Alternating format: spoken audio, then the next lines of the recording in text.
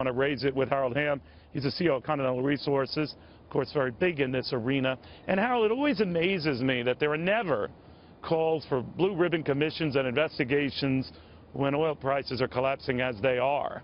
But I guess that's a classic case of media bias. What do you think? Well, you know, Neil, thanks for allowing me to be on today and talk about this.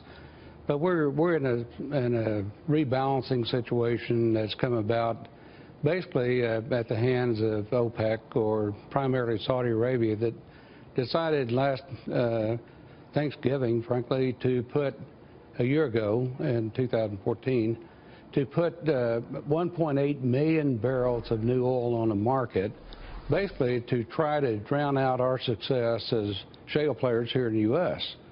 And so they've been attempting to do that and put us out of business. And you know, it has an effect. We're down to the lowest rig count since 1999.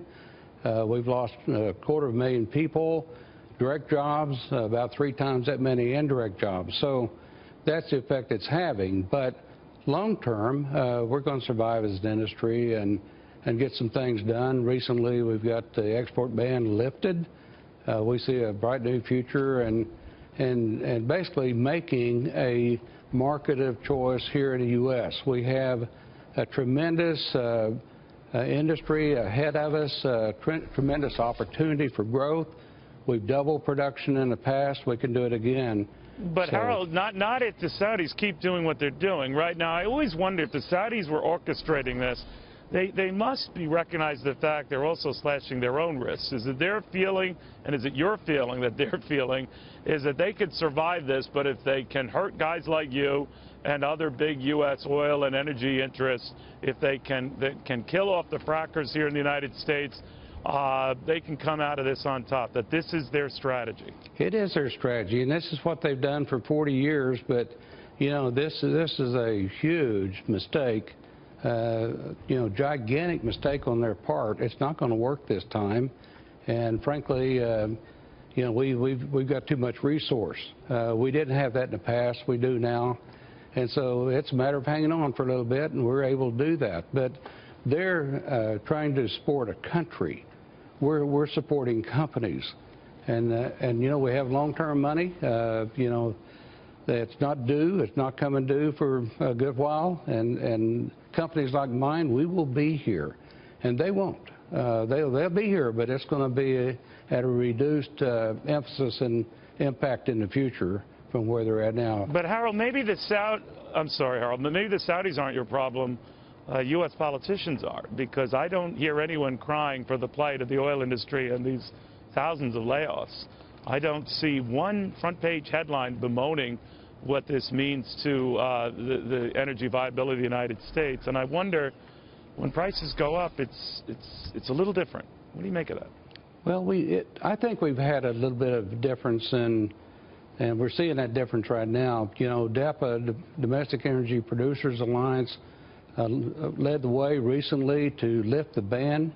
We had a lot of help from all of the industry to do that on exports, but we probably couldn't have done that without this action that the Saudis took and tried to drown us. So maybe that's changing. Well, there is that. They probably provided. Yeah, I hear you. There was the impetus to do that. You're quite right.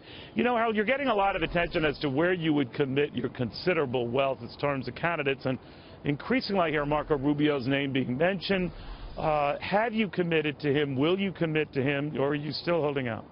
You know, we're listening to we've got some wonderful candidates, and listening to all of them, and we've got some great candidates out there, and certainly keeping all the options open. We haven't committed to any candidate. We're listening what they have to say. Why not? It's getting late in the process. I mean, many people say they need the money now to keep going, and that there's been some surprise that you have not committed.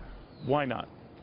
Well, you know, I didn't commit early the last time, as you recall. That's true. That's true. So, but, you know, DEPA, you know, we will certainly, for all candidates on both sides, Republican, Democrats, try to give energy advice as needed and what could be the best for this country. And so we intend to do that on a bipartisan level. And but you know, we have that Presidential Advisory Commission in place, and sure, and we'll give that. Harold, if Donald Trump ends up being the Republican nominee, would you be good with that? Would you be okay with that? Would you support him? You know, Donald's a friend. You know, certainly he's been a very successful businessman. Obviously, there's a lot of people on both sides that like him. He's been ahead in the polls. He's you know, done a lot of good things, and certainly I'm going to support whoever comes out ahead in this race, certainly.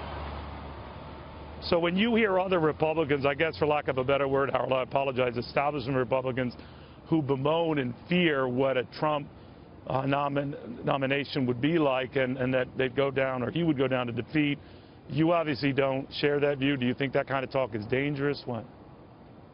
Well, you know, I'm not a career politician, of course, and you know, I certainly have been wrong in the past, and don't hold myself out to be an expert at all in political field. So, well, don't act like you're a pretty smart guy when it comes to this stuff. I mean, you must be looking at this landscape and what people are saying. Do they do more damage to the party saying that kind of stuff? Well, no, I don't know. I don't think, you know, I don't want to damage the party, and I certainly don't want to damage anybody in it. So, you know, I don't know how smart I am about politics. Certainly not very. All right, spoken like a billionaire. Harold Hamm, thank you very, very much. Always good seeing you. Yeah, good to see you, Neil. Thanks.